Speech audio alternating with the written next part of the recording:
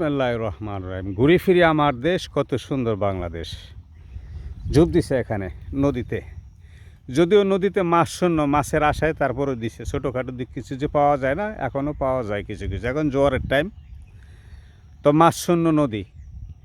কেননা নদী আস্তে আস্তে শুকায় যাচ্ছে, জলবায়ু পরিবর্তনের কারণে নদী শুকায় যাচ্ছে, নাই।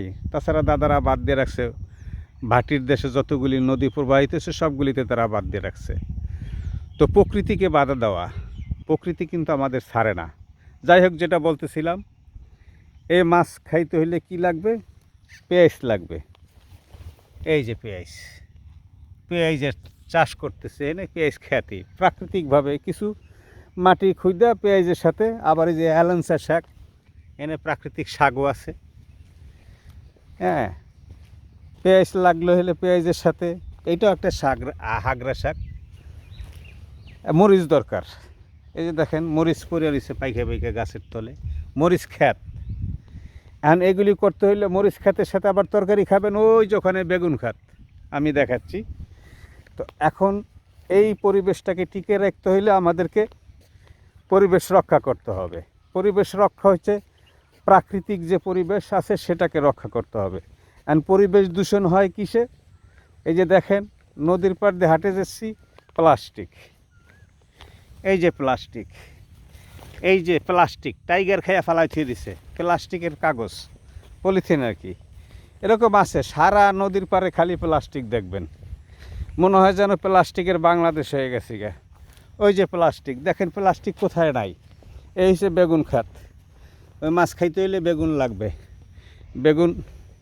তো এই পরিবেশটাকে আমরা যদি রক্ষা না করতে পারি, আমাদের ভবিষ্যৎ প্রজন্ম টিকে থাকতে পারবে না। আর এখন যেভাবে যুদ্ধ শুরু হয়েছে, ভবিষ্যৎ কয়দিন টিকে থাকে তা জানি না। 8-10টা ইহুদির কারণে আজকে 800 কোটি পৃথিবীতে মানুষ আছে, এরা ধ্বংসের দিকে ধাবিত হচ্ছে। কেন, যে পরিস্থিতি দেখতেছি, তারা এখন নিউক্লিয়ার যে প্লান্ট আছে ওখানে তারা বোম্বিং করছে, যেখান থেকে রেডিয়েশন ছড়াবে। গতকালকে খবর দেখলাম, দুই পক্ষই একে অপরকে পরমাণু চুল্লিতে আক্রমণ করছে। তাই না, নিজেরা ধ্বংস হয়ে যাচ্ছি।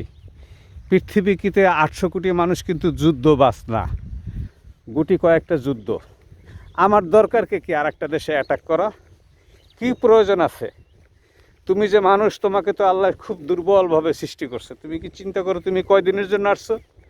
তা আসুন, ওরা যুদ্ধ নিয়ে ব্যস্ত থাক, আর আমরা এই পরিবেশটাকে, আমরা যতদিন বাঁচি, আমাদের যেহেতু আমরা ফিলার দে খলিফা, আমাদেরকে আল্লাহ রিপ্রেজেন্টেটিভ প্রতিনিধি করে পাঠাইছেন, আমরা পরিবেশটাকে রক্ষা করি।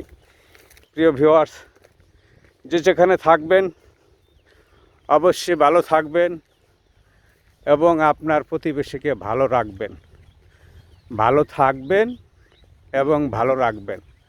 আবার দেখা হবে, আবার কথা হবে ভিন্ন কোথাও।